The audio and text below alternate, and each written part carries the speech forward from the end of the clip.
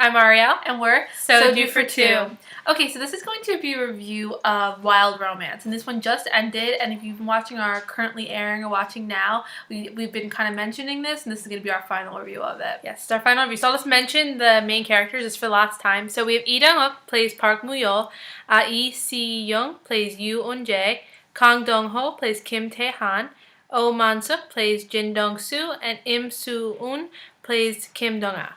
Okay, so going into the characters with this, I mean, we've already mentioned in like the currently watching or currently airing, what's going on now. With this one, I think the main characters, the main female lead, we had some issues with in the beginning, and she never really gets completely feminine. Sometimes with some of these dramas, they kind of go from, the really masculine and to going into the feminine and really have the transformation, and she really never gets that. So you don't really want to go into this seeing that, like, fairy tale princess transformation. Yeah. Expect that she's going to stay the same as like kind of a character.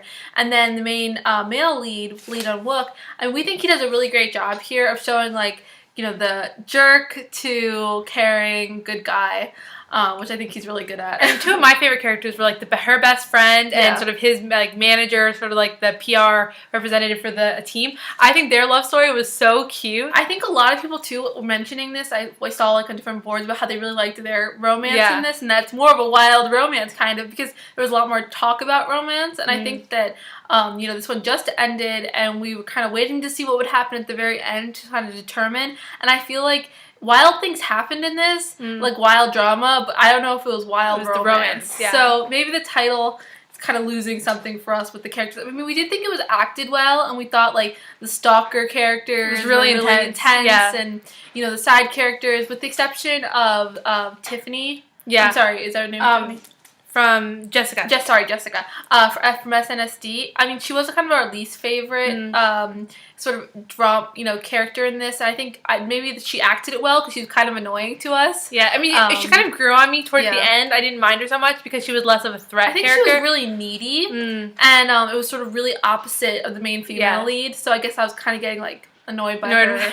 She wasn't exactly our favorite character in the show. I think that the female lead, we really came to love her as a character, and of course Lee Dong-wook, I think she grew on us, and I think that maybe that was like the point of that character, because in the beginning it was kind of like, I don't really know where this is going, and then I think by the end it sort of got there, but maybe not really wild romance. So the chemistry. So I think the chemistry between them was really good. I think it really developed, and you could sort of see this like love-hate really thing going slowly on. Definitely, and I think at the end with like the baseball game, that was like case in point. Like she was sort of caught between two worlds. So I think it was definitely adorable. I just think I wish the chemistry would have like come a little bit earlier. Like, come to fruition a little bit earlier, because we get to see like sort of romance between Jessica's character and obviously the main male lead, but you don't really get to see like, I don't know, the sort of real development, and they're not supposed to be very young, so I kind of expect that like slow to like a cute kiss from like heartstrings from younger dramas, but I think when they're a little bit older, it's sort of defeats the purpose. Especially because we just came off of Scent of a Woman, and that was definitely a lot more mature. So this is definitely,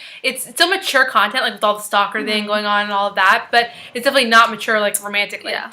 So, so next, moving on to Bad Guy Turned Good. Yeah.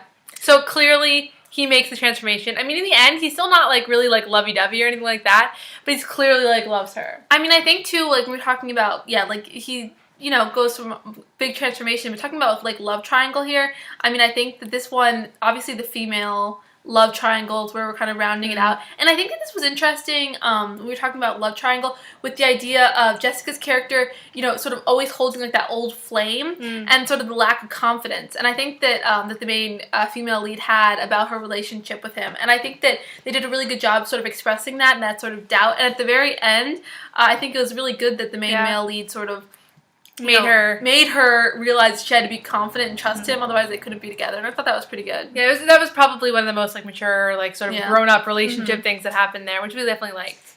Yeah. Okay, so on to now we'll go on to Mistaken Identity, Misunderstanding. Yeah, I mean, I think at the end of this, with Misunderstanding, that's what we were just talking about, with, the lack of confidence and lack of trust, and sort of needing to get over that. But, I mean, it didn't seem like that much of a hurdle. It was more just, her showing her insecurities a little bit. And I think definitely, like, the big mistaken identity is the stalker. Yeah, that was crazy. And I think the stalker thing was really interesting because well, I'm not going to say, I shouldn't say who it is, because maybe people haven't seen it yet, but the character is so, like, really compelling because you kind of just sort of see this sort of sadness and love and hate and all that sort of. And what's interesting is that the stalker kind of has these like monologues, internal monologues, where she talks about like the difference between like the witch and the princess, and that was really and even good. The idea of like why one can have love and why one can't, and that was actually, I thought, pretty interesting, and I definitely think that's where the wild comes from in this story. I mean, with what happens in the last 2 episodes, you're really kind of like confused about what's going to end up happening, and like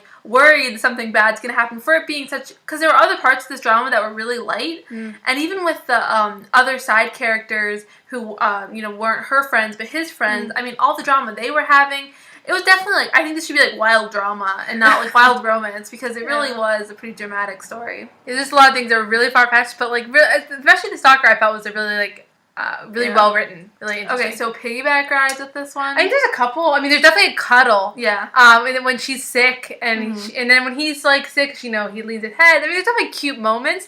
I would say it's not quite as much as we were like hoping for an adult drama. It's actually called wild romance. Yeah, we were expecting a little more romance from this one. Okay, kisses. So we have one kiss at the end. Right at the end. Definitely cute. We also have a couple kisses, with the other character. Character. But I think we were hoping for a little bit more. But it was really cute the way it ended. I mean, with the last couple episodes kind of leading up to like almost kisses. And you're like, oh, just let them kiss now, But right at the end, we get a kiss. And it was like the last 6 minutes or something. And you're kind of like, oh, okay, it has to happen now. Otherwise, it's not going to happen. It was definitely cute, but I don't think it'll make it best. It's not a kiss drama. Yeah, definitely not a kiss drama. Okay, so fashion. So, I mean, they dress her in ridiculous clothing in this drama. I was just waiting, like, I know, like, in the early episode where she kind of wears the dress once, and I was kind of like, oh, great, she's going to start wearing, like, feminine clothing and maybe grow out her hair and look more like a girl, but they never do that with this one. So, I mean, I kind of, like, commend that because it's just showing that she's herself and he likes her for her. But, I mean, I know she's so pretty and seen her in, other dramas and things, so I just really wanted to, like, see her just glam it up or something in the end. But she just wears, like, 15 layers. I mean, I really like the layered look, but it's so bulky. It's like a little too much. Like, unlike we talked about Mary Stayed Out All Night with fashion, if you've ever seen that drama, and she wears lots of layers, but it's almost in a really cool way. Yeah, very pretty. Where she wears lots of layers, and it's almost in like kind of a really negative, like bulky. Yeah. So it's not good. He looks great and everything. Yeah, he looks amazing. We're good with that. Music, I don't really remember the music being really that important for us. So move on to ratings. Okay, so I give this an 8. I think that it really grew on me in the beginning. I almost wanted to stop watching it because I was like, oh, I don't know what's going to end up happening. But I think for me, the reason why this gets such a high rating of an 8 is that the drama got so interesting and so compelling. And I don't think it's for romance. So I think it's really important to mention, like, if you really want to come into this watching a romantic drama, don't watch it. But if you want to watch some, like, crazy scenarios, yeah, I think it's a good one to watch. So I'm going to give it an 8 as well. I think that a lot of that has to do with Lee Dong-wook. I think that his acting in this was really good. Yeah. And I sort of believed him as, like, he was such a jerk in the beginning, and then he, like, made the transition, and you can sort of see the different layers to his character. He's a really good actor. I mean, I kind of think the more we watch from him, the more I like him. And yes. I don't know, I just think I want to see more of what he's in. Definitely. So I'll give it an 8 as well. All right. Thanks, guys. Bye. Bye.